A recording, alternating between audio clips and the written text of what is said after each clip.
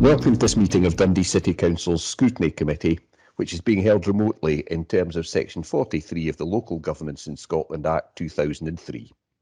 All members in attendance are able to fully participate in the meeting, which is being recorded. Should any member need to leave the meeting for any reason, can they please use the chat to advise of this? If a member loses their connection, they should make every effort to rejoin the meeting, but if this is not possible, the Committee Services Officer will note their absence for the remainder of the meeting. If you have to leave the meeting due to a declaration of interest, you must remain out of the meeting until invited back in. Would all members please mute their microphones when not speaking to avoid background noise and turn off any smart speakers. Please start the meeting with your camera on. Your face will appear on the screen when you are speaking.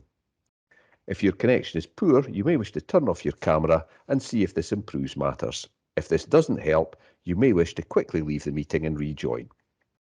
If you wish to raise a point of order, ask a question, speak on any item, or move a motion or amendment, please use the chat when the relevant item is called. The convener will then invite you to speak. Would members of the press and public please not post messages in the chat? Where items are for noting, or where there has been no disagreement expressed, the convener will call for any member who has a contrary view to indicate this through the chat, otherwise the item will be agreed. Please would members not use the chat for any other purposes, as those joining the meeting by telephone cannot see the chat and therefore will not be able to follow the debate. Although we are operating in a different way, this is still a formal meeting of the committee, and the required standards of behaviour and discussion are the same as in a face-to-face meeting. Standing orders will apply to the proceedings, and the terms of the Councillors' Code of Conduct will also apply in the normal way. Does any member have any queries regarding this procedure? There are no queries, convener, so I'll now pass the Committee Services Officer to take a roll call for the minute. Thank you. Thank you. Thank you. Convener. Present. Councillor Macready. Present. Bailey McPherson. Good afternoon. Present. Bailey Scott. Here. Councillor Lynn. Present. Councillor Short. I'm here. Bailey Sawyers. I'm here. And Councillor Cadell. Present. Thank you. That concludes the roll call. All members are present. Thank you. You want to start taking me through the agenda then? Right. Item 1 on the agenda is declarations of interest. Does any member wish to declare an interest in any item on the agenda? Looks like no. Thank you. That being the case, we'll move on to item 2, which is the internal audit reports, and these are for noting. Okay. David, are you looking to make a comment on these reports to start with? Yes, thank you, Bailey Keenan. Yes, so this is the internal audit reports, which is the normal report that comes up to most of the scrutiny committees. So this time we are considering 2 reports, one on adult support and protection and one on purchasing. So the adult support and protection one starts on page 3. So this was the scope and objectives of this audit was to assess the progress made in implementing the key recommendations for improvement identified in the Joint Inspection of Adult Support and Protection report, which was published in July 2018. This was a report that was carried out by the Care Inspectorate, Her Majesty's Inspector of Scotland, Constabulary Scotland, and the Healthcare Improvement Scotland organisation. So the internal audit looked at the implementation of the recommendations that were actually made in that report.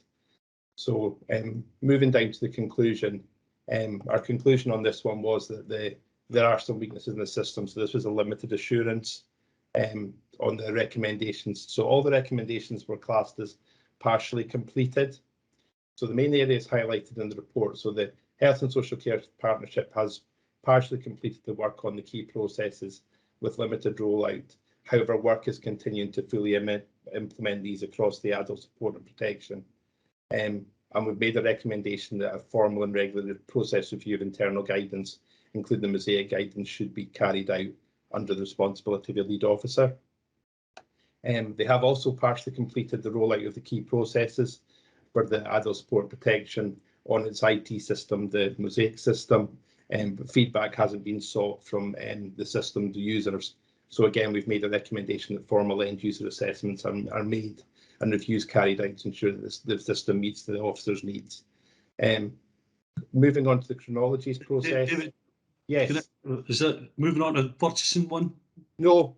No. This is still talking on the adult support and protection one. Thanks for that. That's okay. I've just gone through each of the points.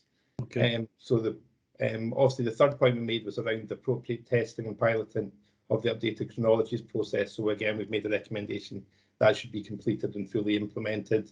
And then similar with there's a planned pilot and feedback on the updated risk assessment and risk management plan processes. So again, we've made a recommendation that should be completed and put into the wider public protection teams. And then finally, we have an action plan. So basically the action plan from the original report has never actually been formally reported through committee. So we've made a recommendation that should be carried out either to committee or through the management team of the Health and Social Care Partnership to make sure it's regularly monitored and the progress of each action is carried out. Okay, thanks for that. I see that Councillor McCready is looking to come in for a question. Is that on this one, Councillor McCready?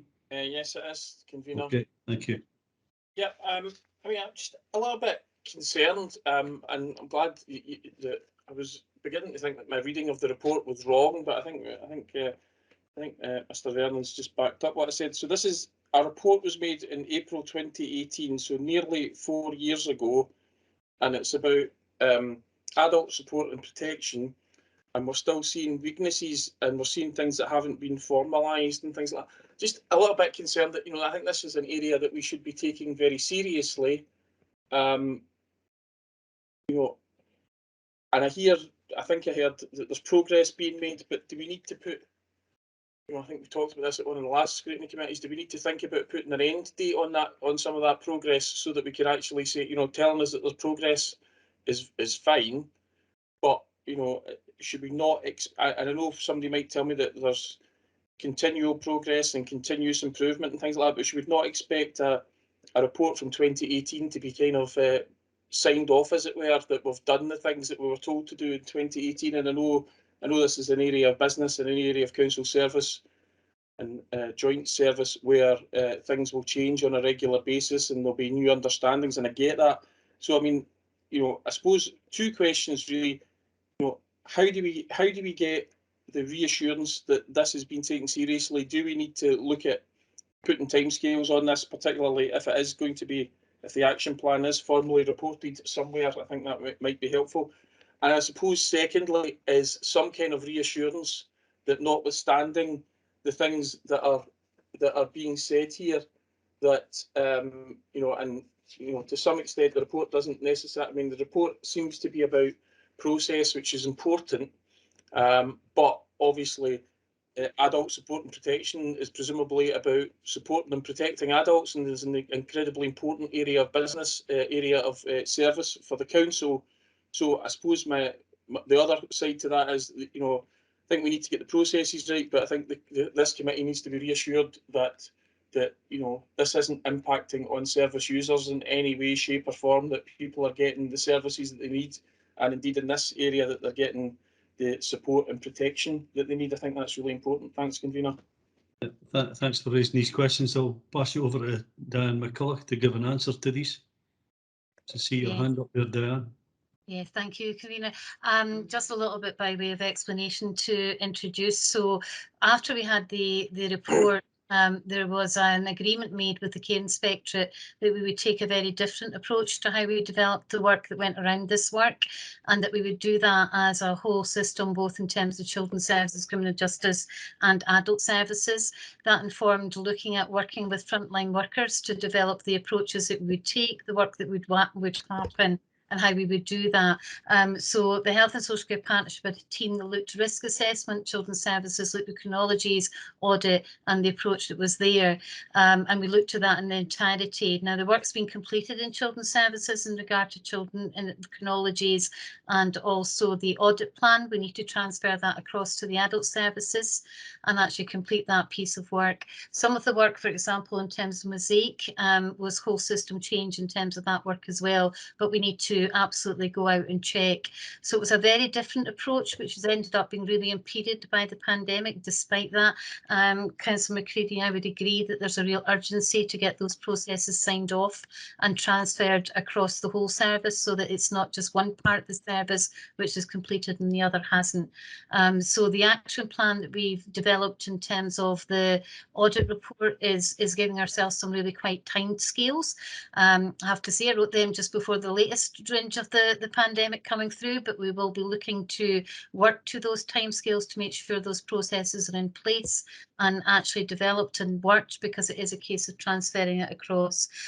With regards to the action plan, and I respect David's view that a specific action plan in regards to this report didn't go through, and that's because the reports that we took through were the Transforming Public Protection reports, and they have been fed in regularly to both the council committees and also the Adult Sport and Protection and the wider public protection committees, because they addressed areas right across the board.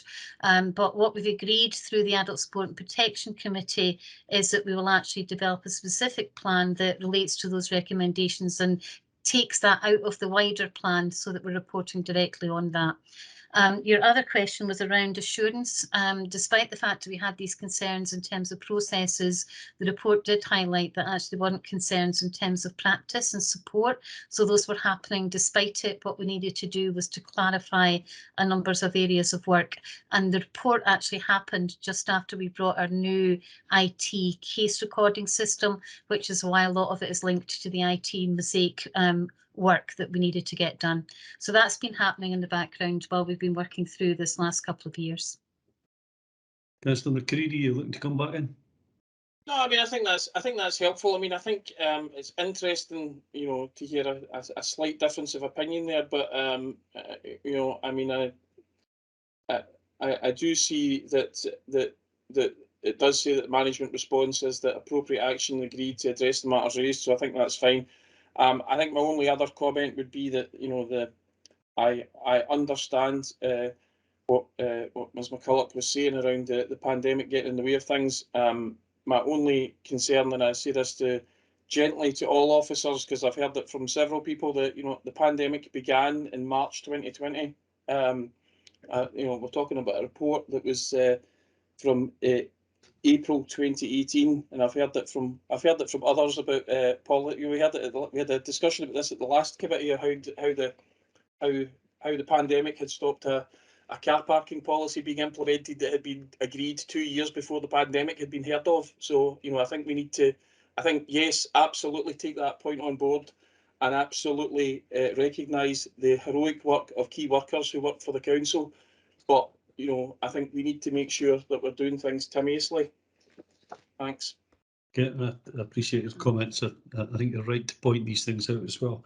Dan, can I maybe ask if, you know, given that it was in Councillor McCready's questions, is there a timescale for closing the thing out? You did suggest that there was child protection you feel is up to scratch, but the adult protection that needed to be migrated over into there, you know, yeah. What's the timescale for that completion? We've given ourselves till kind of the summertime to start to look at what we need to do to get these things moved over. Some will be about getting staff together and implementing. So chronologies, for example, will put in a training programme in terms of getting that particular work. The survey in terms of IT and Mosaic, we think we can move quite quickly in terms of getting something out to check with staff, and then we'll look to see what that brings back.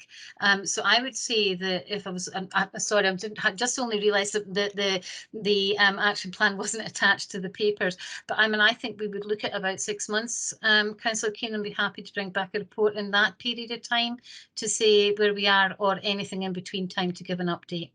I think that would be useful, and I'd appreciate that, just to know that the thing's been closed off, given the concerns that Councillor McCready's raised.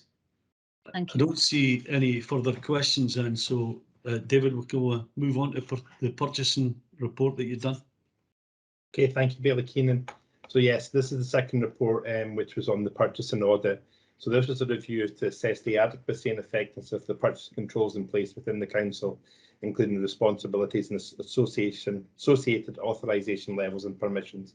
And this was done in relation to the council's operating a no purchase order, no payment process. So we looked at a number of the processes within the purchasing audit. So moving to the conclusion. So once again, this was classed as a limited assurance overall conclusion. And again, we've got some areas that we would like to see addressed by management. So the first two bullets, the bullets are quite lengthy in time, so I will try and summarise them. The first two bullets are in relation to the Civica purchasing system. So we've made recommendation that the purchasing team should regularly review and monitor the Civica purchasing system to ensure that all purchase orders are closed. So the first part of our bullet also reflects 4 purchase orders where we found that it had not been closed. We're making sure that we've made a recommendation that the purchase order should be closed after a significant length of time and basically investigate to see why goods and services have not been invoiced and where required corrective action can be taken. The second bullet is in relation to system access to the Civica purchasing system. And we've made a recommendation in making sure that the input and authorisation for requisitions of purchase orders should be fully reviewed to ensure that access and authorisation levels are appropriate. And going forward, this access should be reviewed on a regular basis and Leavers reports action continuously. In relation to the Civica creditor system, again, a very similar recommendation in relation to reviewing access to inputting invoices and other actions within the system. This should be reviewed by the payments team within the creditors, and they should basically review to see whether staff who work out with the payments team should actually still have access, and making sure that users who do have access that have actually left the council should have their access terminated. Fourth bullet point, which is at the top of page 6, that's in relation to the purchase order. So again, this relates to the objectives around no purchase order, no pay. So we make a recommendation here that purchase orders should be raised wherever possible and that discussions should be continued with services to ensure that the purchase orders are always raised where appropriate. And the suppliers who are regular suppliers to the council should be recorded as main suppliers within both Civica purchasing and Civica creditors, and purchase orders raised where appropriate. The fifth bullet in relation to the council's corporate electronic sundry payment system and also the sundry payment request forms that are also used with the council. So we've made a recommendation around this one, which is a bit different. It is a consideration, and whether the actual corporate electronic sundry payment system does actually still require to be used, given that we've got a sundry payment request forms as well. And we've also made a recommendation that if it is reviewed, that there's actually regular reports come for reconciling back to the general ledger. There is a possible solution around using the Civica sundry payment system, which is a system that is within the Civica system. So we've asked for the management to review that to see whether that can actually be reviewed. And then finally, within that bit as well, we make sure again that users with access to the system are appropriate and should be restricted to essential users only. And then the final bullet is in relation to the corrective action that's required within fleet services in answering some queries where there are differences reported between Tranman and the creditors interface. It's not a major issue, but we have got some cases where there's differences between the two. So we've made a recommendation that the payments team take action along with the fleet services to make sure that these actions are actually dealt with and queries are addressed. Okay. Start taking some questions then. Billy McPherson. Sorry, is Robert, are you looking to make a comment to start with? If I may, convener, it was just Sure. in relation to access to systems, because though this clearly needs to be tidied up, it's just a reminder that the way the corporate IT works, when leavers depart, they no longer have access to the desktop. So this is an additional layer of security, which we would agree with David on, but just to reassure members that there are other controls in place that work in coordination with this. Okay, thank you for that. Okay, then I'll pass it over to Billy McPherson then. Thanks indeed, Convener. And I'll start on the point that Robert's just raised. I completely get it in relation to user access. If someone leaves the organisation, they no longer have access. But surely there is a need to monitor and update user access, because people can move between departments, presumably, and therefore should not really be raising any, well, should not be raising something in relation to a previous role. And I'm just wondering why user access, well, if I read this at face value, it looks like user access wasn't actually proactively reviewed. And was that the case? And are we satisfied that it is now the case that, you know, when there is a change in responsibility, somebody moves post, that their user access is automatically updated to reflect their current responsibilities rather than their previous ones? Paul, are you looking to respond to that?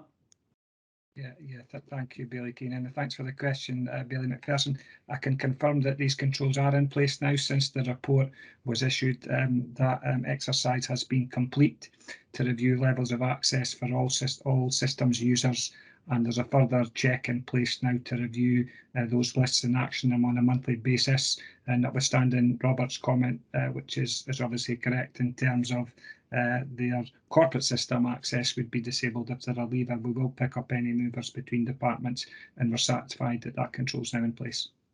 Okay, I merely make the point. I'm surprised it was not in place in the first place, but you know, obviously it's reassuring that that is now the case. I have two further questions really around the purchase order system. One was David indicated that I think it was 4 purchase orders that from the sample that internal audit took had not been closed off. And I'm just really wondering why that would be the case. Surely if invoicing hadn't occurred after a reasonable time, that would be investigated. And I presume that's now been resolved, but I'm quite surprised that that would actually ever happen. And my other question really sits around the point made a little bit later on about purchase orders should be raised wherever possible. I would have thought it would be good practice to only allow ordering where there is a purchase order. Now, I would just like to know what the sort of circumstances are in which the council will allow something to be ordered without an official purchase order, because I just thought it would be good practice to always raise a purchase order for any purchase made by an officer on behalf of the City Council. Okay, Paul, were you looking to pick up on these two? Yeah, happy to do so, and thanks again for the question, Bailey McPherson. And in terms of the latter point, it would only be in very exceptional circumstances if the supplier was one that, you know, was only used as a one-off, that perhaps that they wouldn't be on the system to enable us to generate a purchase order. But by and large, it would be the case that purchase orders would be required, and that would be the guidance to services to do so. We've just completed a range of training and awareness sessions with all services and service users to emphasise that point. In terms of the 4 that were identified as part of the review, it may well be that these orders were never fulfilled. What we have done, though, is we have there is another control in place now for have a quarterly check of all outstanding purchase orders that are on the system. It is the individual's responsibility, who is the system user, to review their own orders continuously and regularly and ensure if there's any there that don't require to be so, to decommit them. But there'll be a further check implemented, and that will be circulated to each service and executive director and the finance manager within that service, clearly setting out the level of decommitments are there and the process of why they have to decommit them and the importance therein. Yeah, I'm grateful for that. I don't want to labour this, but just going back to the point about raising purchase orders, if it's a one-off situation, surely I would have thought the correct procedure would be to put them on the system so you can raise a purchase order. Why should you ever be allowed to bypass the purchase order system? I just don't see that as good practice at all. So certainly happy to look at that, Bailey McPherson, and that's the case. I mean, there will be other transactions in terms of payments highlighted in the report that don't relate to purchasing that will be undertaken through the sundry payment system, such as payments that we're making on individuals' behalf. And through that instance, we wouldn't be raising purchase orders, and hence they would be undertaken through the sundry payment system. But it's absolutely the case moving forward that we will emphasise the point in terms of no purchase, no pay, and that's the reminder that's gone out to that effect.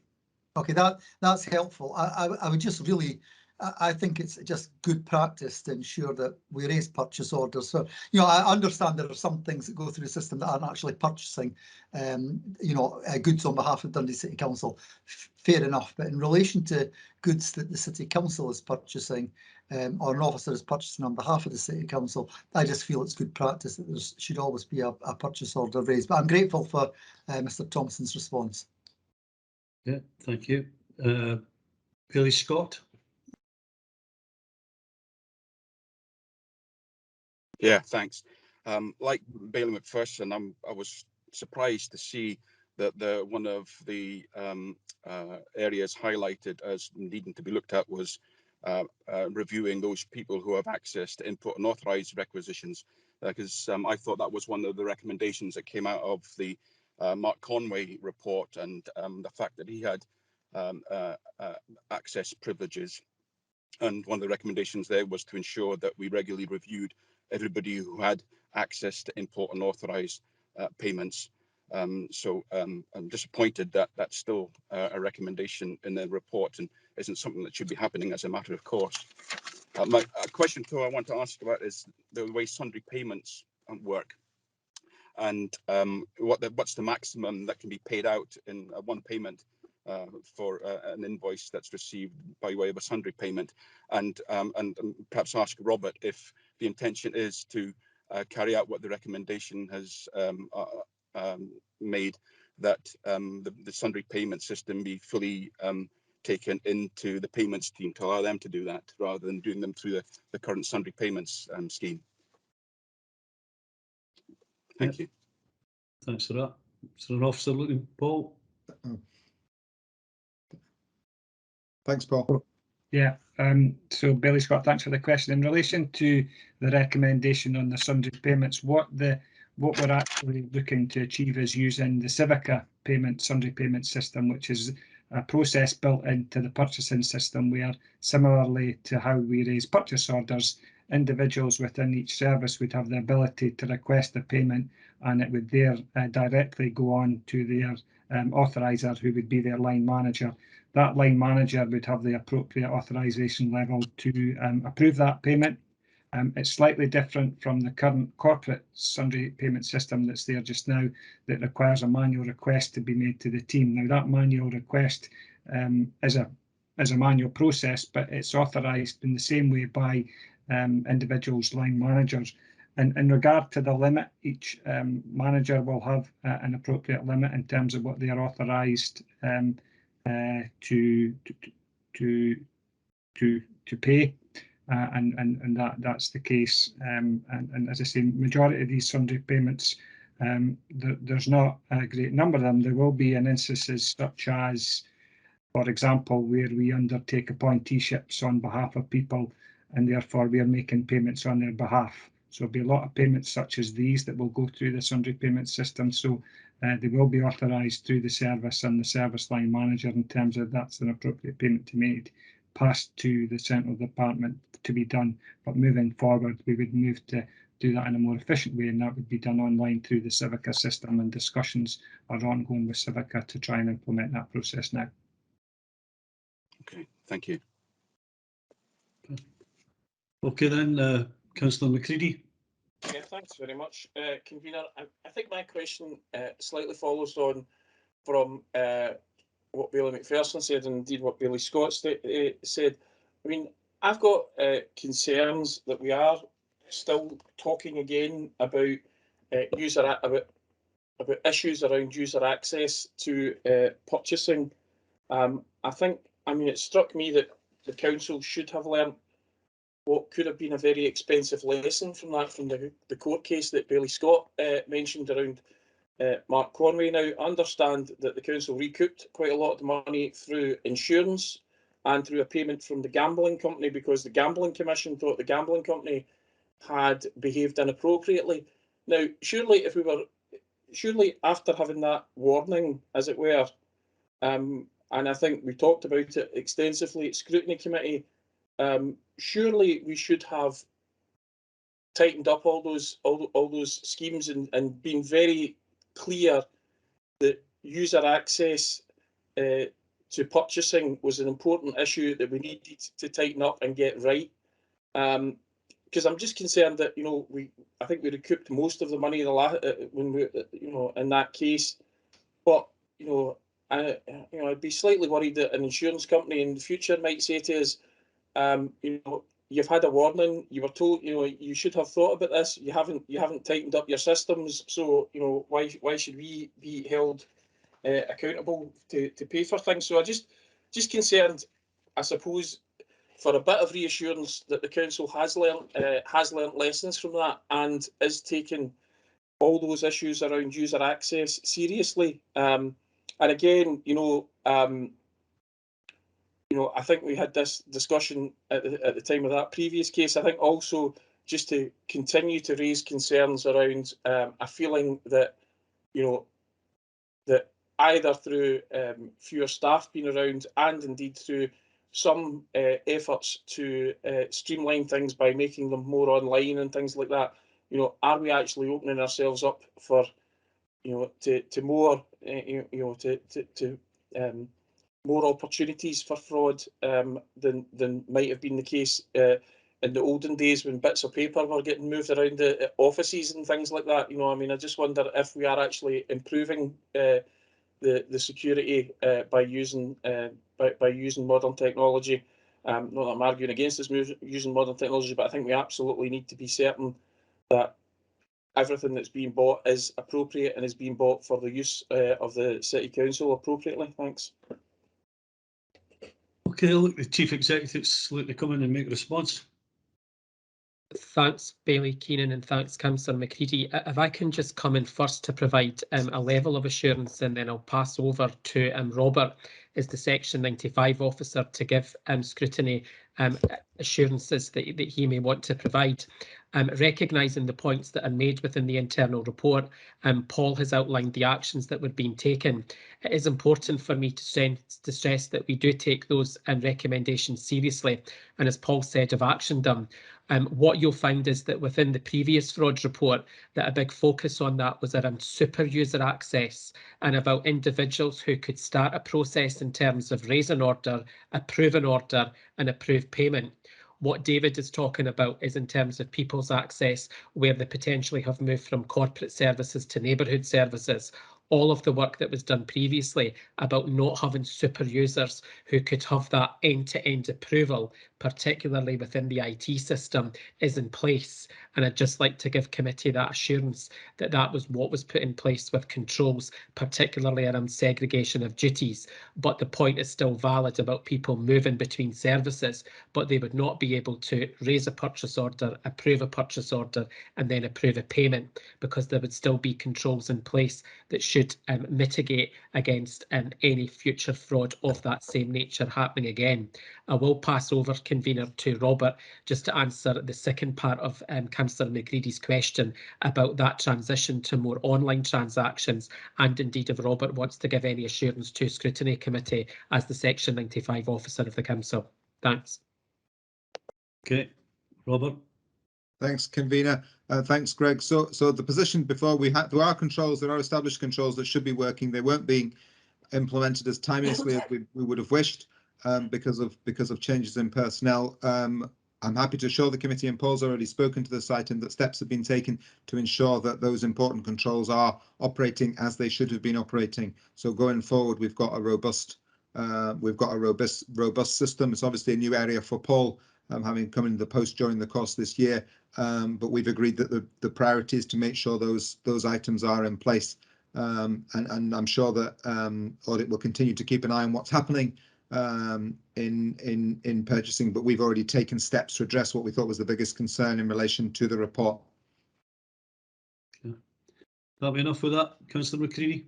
Yeah, happy with that response. Okay. Thanks, Can I maybe ask the question, because purchasing obviously is something that poses the council real issue, and indeed obviously there's a case ongoing that we've got concern about, and we've yet to hear about reported back to council because there is ongoing investigations.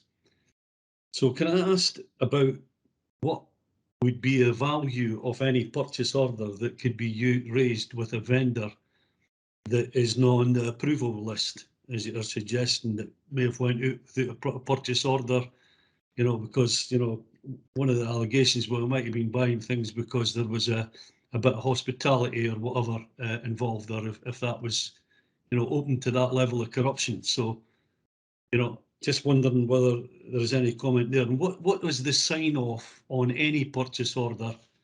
Is it, you know, raise an order for £1 and it needs a manager's sign off? Or is there a sort of set level on what someone in procurement can place an order to? Robert? So, thanks, convener. Paul may be able to provide the details. I don't have the details from my hand, but there are controls in place for raising all purchase orders. It might be best, unless Paul's got the details at his fingertips, just to circulate to you an indication of the authorization levels of the various officers in place on orders. But Paul might be able to provide that to you right now. Yeah, thank you, Robert. I mean, as Robert says, those authorization limits are tiered in relation to the seniority of the post concerned. So there is a set of kind of staged levels, and in terms of limit, it would be in relation to the individual officer's limit in terms of what they could approve. The example that you explained, Bailey Keenan, it wouldn't be the case that transaction, even though it wasn't on the system as a supplier, that transaction would have still required approval to do so. So it would have had to go through the appropriate approval channels, as Greg explained, in terms of an individual requesting that payment and separate to that somebody approving it. But we're happy to provide further information in terms of what those tiered levels are. But could we be in a position where someone's placed an order based on a, you know, they're not on the vendor list, but we're going to purchase these things from you, you know, as was suggested earlier in the meeting, and then would catch that up later on with some other type of payment? You know, we could have been buying something that's on an approved vendor list for someone else to supply. It introduces a new supplier to that chain that you wouldn't normally have. And, you know, could obviously open the door for an accusation of you're only buying it for some level of reward later. You know, these are things that we need to discuss in more detail when council's in a position to suggest that. But could there be anything like that in this case? Well, I'm not aware if it is the case, Bailey Keenan. I mean, clearly the report has identified that there are a proportion of the transactions that have been submitted without a purchase order. We would need to, we would need to look at the individual transactions and do further investigation in terms of the reasons that was. But certainly moving forward, you know, we have emphasised the point in terms of no purchase order, no pay, and that's the training that we've just undertaken. It'd be interesting to know whether we'll open ourselves to any future criticism out of things that we may be doing at the moment we're not intending to do in the future. But, you know, if there was a case where we've opened the door to another vendor, then it would be interesting to know whether we've placed orders, as I suggest, that for, you know, normally buy that plug top from a supplier, and here we are using another one that's not on an approved vendor list. So, Robert, you looking to comment? Yeah, I mean, convener, that's exactly why we want to move away from non-purchase order payments. Everything should be going through the system. There shouldn't be any payments that aren't any orders that aren't going through the system. I can't see, except perhaps in an emergency, why you would ever be doing anything without following the standard procedure. Suppliers know that. Suppliers are looking for purchase orders when the council's placing an order for something, if they want to get paid for it. So there's an established process. We shouldn't be doing anything out with that, is my view, as I think Bailey Keenan was alluding to before, and Paul's undertaken to make sure that that's what's happening. So when do we think that we'll have this whole audit drawn to a conclusion? We, a good sign off saying it's complete. Paul? So the detailed action plan, as David outlined, included a number of recommendations.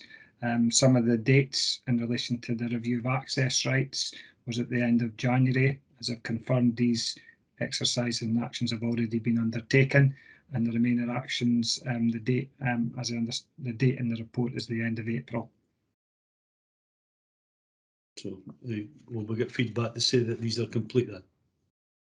Yeah, as with all internal audit reports, there's regular progress reports that come back to committee explaining where progress is made in relation to the actions that have been recommended. Okay, thank you for that. Okay then, no other questions on that, so we'll move on to the next item then. Thanks. Yourself, Tracy. Thank you. So item 3 on the agenda is the internal audit plan progress report. And again, you're asked to note the information contained therein. David, are you looking to make any comment on this? Yeah, so just thank you very much, Bailey Keenan. So yes, this again is a fairly standard report that comes up often to the Scrutiny Committee. So there's a progress report. This is actually the third report through 2021-22 that has come up, which gives a summary of the work of the internal audit team against the internal audit plan for 21-22. Previous reports have also included the end of the previous plan, but we're now just reporting against the current plan. The paragraph 4.3 shows that we've got 70% of the audit started from the initial assignments, and 60% with 3 of the 5 formal follow-ups have started, and they're all at various stages of the process.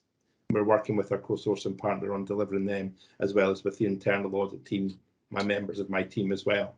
We're also, for the ones that haven't actually started, we're having continual discussions at the moment with management in relation to these audit areas to determine when the best time to carry these actually out are. So this will be the last one of these until probably June, but you will get the next audit plan report up into the April committee as well, and then we'll give a final summary in the meeting in June.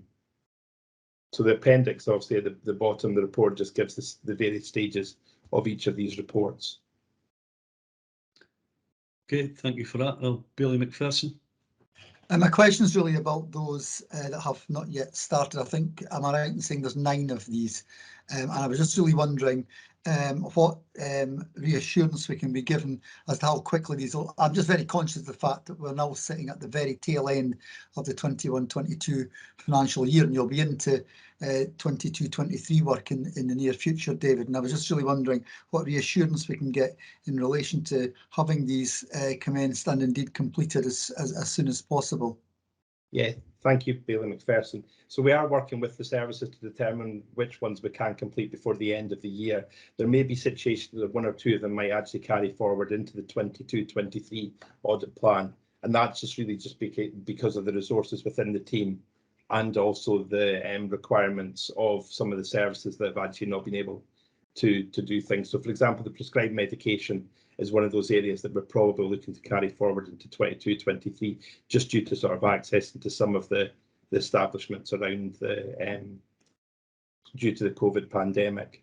So we are working with, we're speaking to members, we're speaking to management teams at the moment. So as part of our discussions for pulling together the 22-23 audit plan, we will have those discussions about whether we can complete the audit before the end of the year or whether it does need to be carried forward into the early part of 22-23. And I presume we'll be updated, and it will be in June, I presume, as to how many actually managed to complete. Okay, thanks for that. Okay, Councillor McCready. Yeah, I mean, my question was going to be quite similar to Bailey McPherson's, but I suppose my, I am concerned that there seem to be a number that haven't been done, and given our earlier discussion in this committee, it does strike me that there are a couple around things like, the use of procurement cards, and indeed the one around, I think a follow-up on construction services, materials purchasing. Now, I think these sort of ones are actually important, and clearly this committee has shown a real interest in some of that stuff around procurement. And I think, you know, that there have been, you know, certainly have been reports in the newspapers around some issues around procurement. So, I mean, I just wonder how, I hear what was said around, you know, some things might be taking place in people's houses and things like that. That might be that might have been a harder audit to do, but I would have assumed that some of these other ones that haven't been started were easier to do, might have been easier to do. And is there any, well, I suppose, I think we've got it, but just the reassurance that none of these will fall off, you know, will just fall away at the end of this year, that they will be taken forward if they haven't been completed, and just some idea of whether there has been any prioritisation around which internal audits should be done and which ones, you know, which ones were more important than others, and if there's any rationale behind some of the ones that haven't been started. Thanks. Robert. Thanks, convener. I'll let David perhaps come in on some of the detail, but first of all, I think to assure members that we recognise how important it is to get the programme completed. David set up weekly meetings with, I think it's weekly now, with the external provider to make sure that they've got resources in place to deliver that audit programme, so it comes back to you. It's an absolutely essential part of our annual governance and our audit process that Richard will be looking at as part of the external audit as he goes through the year. So we're very much cited on that. And there's the what do they call, KPMG are directing resources to support getting the work done to get it back before you. So I'll let David maybe come in on a bit more of the detail, convener, but we absolutely are working to get that programme done. Thank you, Robert, and thank you, Councillor McCready, for your question. Yes, we are basically working with the teams at the moment. So in relation to your response about the follow-up on materials construction, we have actually kicked that one off since that report was actually pulled together. So one of my auditors in my team is having initial discussions and looking at that at the moment, and we'll get in touch with the service in relation to that one. We're obviously, the government procurement cards is also one that we have got on our radar, and we're looking to complete that one as well before the end of the year. So between all the bits of work that we're doing, we will look to bring final reports to both the April committee and to the June committee, which will provide assurances and will help to pull the annual report together. That like you mentioned, there will be some that will be carried forward to 22-23, but the audit plan for 22-23 will reflect the ones that have been carried forward and taken over. Okay, happy enough with that, Councillor McCready? Yeah, can I just come back? I mean, I don't know if I picked this up wrong, but I may have picked up from Mr. Emmett that there seemed to be some issue around the external resource that we've got for this. I mean, is there an issue there that we should be concerned about, or have we, if there were any issues, have they been resolved, and are we now getting getting the support that we require? Because I'm just slightly concerned about that. Convener, if I may. Sure. So absolutely not. And one of the advantages of having the external provider is they can bring additional resources to bear when they need to. But we are conscious that we are getting towards, you know, this is a busy time of year. I think typically most of the reports come back to you at the end of the year. So we've stepped up just the monitoring of that to make sure we're on top of it.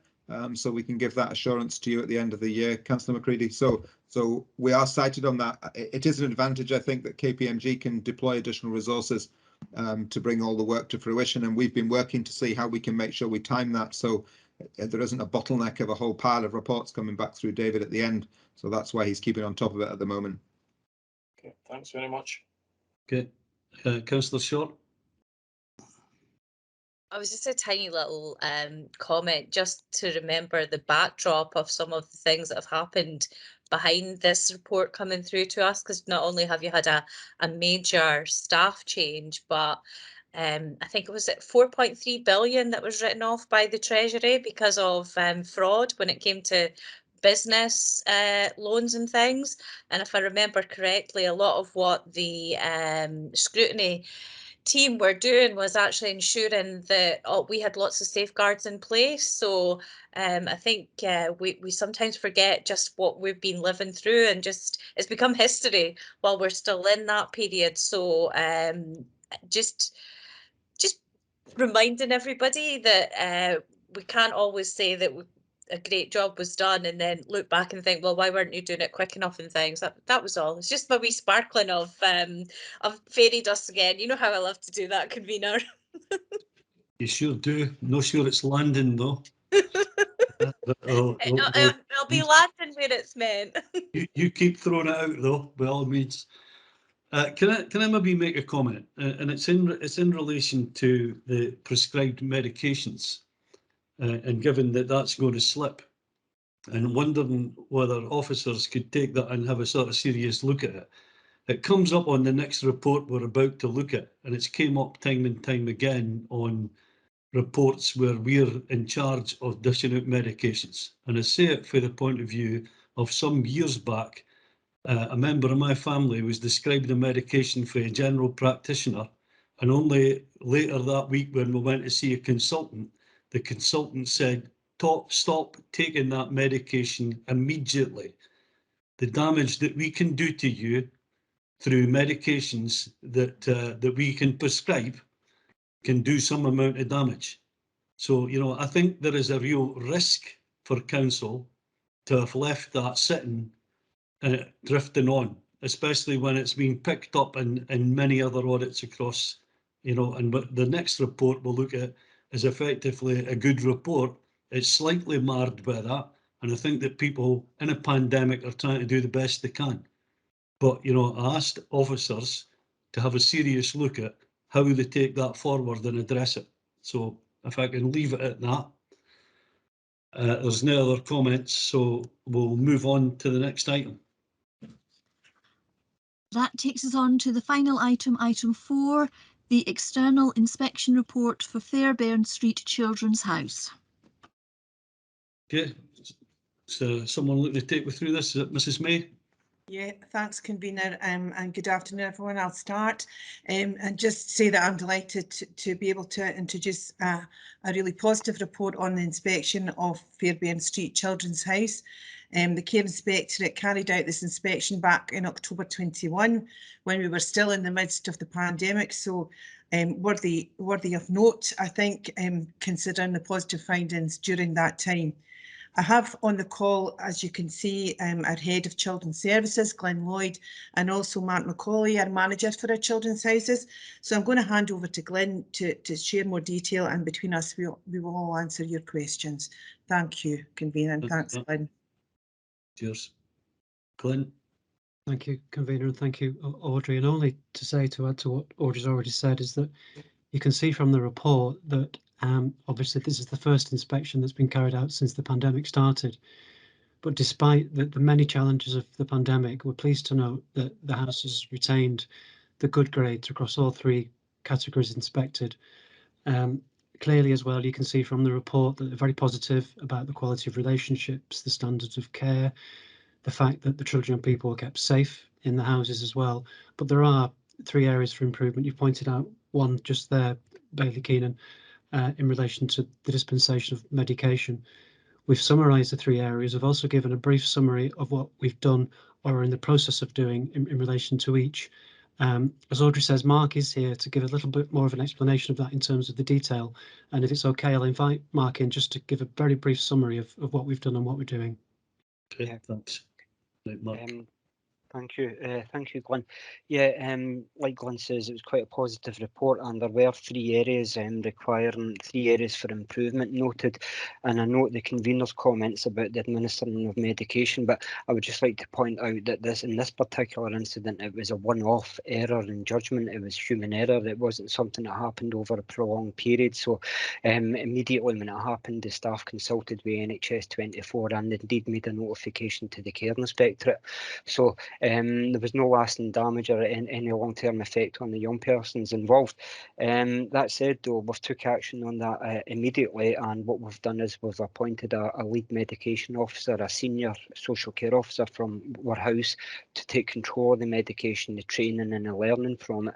The staff who were involved in the incident have since undertaken further training and learning around that, and we've also implemented a system for administering, whereby we have to get it signed off by 2 members of staff. So there's 2 members present at all times, and they have to sign for that medication when it's given to the young person. So that was a one-off incident, and we think we've took measures to make sure it doesn't happen again. And the other areas for improvement were noted in terms of staff deployment, and the Care Inspectorate would like to have seen. They would like to have seen a system in place where we're actually identifying staff to meet the needs and the outcomes of the young people and deploy them accordingly based on the strength, like Glenn says, the strength of the relationship and their key skills of the staff members. Noting, though, that we never ever went below, throughout this whole pandemic period, we never went below the minimum staffing levels. And the Care Inspectorate are just merely pointing out to us it would have been better if it'd been more explicit about the staff we were deploying to meet the needs of the young people, how we came about that arrangement. So we've since introduced a format and a template for that to clearly outline that to them based on the staff that are around, the young people's needs and their diary commitments for that week. So we feel that we've got a system in process now that will cover that. And then lastly, our third area for improvement was to be, it was based on the care plans and measuring and evidence and outcomes for young people. Again, what I would note is it's positive in the sense that there was 5 care plans for young people, and 3 of them were graded as good, and only 2 of them were graded by the Care Inspectorate as requiring a bit more evidence and a bit more work in terms of evidence and outcomes for young people. So what we've done to counter that is, alongside the practice manager and developments across the wider service, we've implemented a new planning template called My Plan, which is more personal to the young people, and it has a better section on it for evidence and outcomes. And what we've done with that is we've aligned that to the looked after children's permanence and planning process, so that we could draw parallels from the actual social workers assessment and review process, so that we could evidence the outcomes are better for our young people in their houses. And that planning template that we're introducing now, it was arranged and in consultation with the Care Inspectorate, so noting that they're happy with the new format, and we're planning to go live with that on the 1st of March, and within that period from the inspection until now, the staff across all our houses have been undertaking a range of training about how to implement this new plan. So 3 areas for improvement. We feel that we've took action and are implementing these action plans as we speak. Thanks for that, Mark. Sounds like you've got it fairly well under control, so I appreciate that very much, and appreciate that it is a good report based on some of the difficult things we've been working through. Indeed, obviously, families have been off and not been able to be there to care for others because they've been unwell themselves. But I'm going to pass you over for other questions and to Billy McPherson to start with. Thank you very much, Convener. And I would just echo the comment that this is an extremely good report, and the comments about long-standing, positive and meaningful relationships, I think, is very positive indeed. And I'm sure that we would all agree that it would be much appreciated if Glenn and Mark would pass on our thanks to the hard-working team of staff at Fairbairn Street, because I think their efforts in such challenging circumstances are genuinely appreciated by us all. I just want to touch on the issue, Convener, that you mentioned in relation to the medication, and I'm grateful to Mark for his update in relation to the fact this was a one-off, that there's now a system in place about medication now being disbursed by 2 members of staff, which it strikes me as a very sensible thing. Can I just ask, it's really about the recording of that. I presume when medication is now issued, there is a written record signed by both members of staff who are issuing that, so that we've got actual evidence, and we can ensure that the check, if you like, the verification process is working in all cases. Yes, there is. Yes, once it's signed off, and the person I mentioned earlier, the lead medication officer, is now responsible for auditing and checking that too. Yeah. That's very helpful, Mark. And as I say, very grateful if you can pass on, Glenn and yourself can pass on our thanks, because I think this is particularly given the very challenging time, I think this is, you know, notwithstanding 3 areas for improvement, which I think you've addressed very adequately. But I think this is an extremely positive report, and very good to see it coming forward. Thank you, convener. Okay, thank you. Appreciate that. Thanks for that. Bailey Scott, yourself. Thanks. I have a couple of questions. My first is in relation to the same issue to do with medication. Do staff across the service have mandatory training, a mandatory training module in dispensing medication? Yes, they do. We have our own internal medication policy, and as well as that, we have online e-learning delivered through the Learning Workforce Development team. And just to further add to that, the Care Inspectorate themselves recommended that we undertake further training provided by the SSSC, Scottish Social Service Council, further online training, which all the staff in Fairbairn Street have now undertaken. Okay.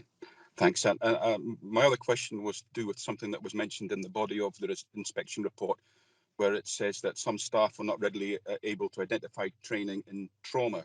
Now, I would expect that trauma management be an essential part of a carer's skill set. So I just wondered why some weren't readily able to identify that they'd had that training, and is it because they haven't been given an appropriate period of time to consolidate that learning and putting it into practice?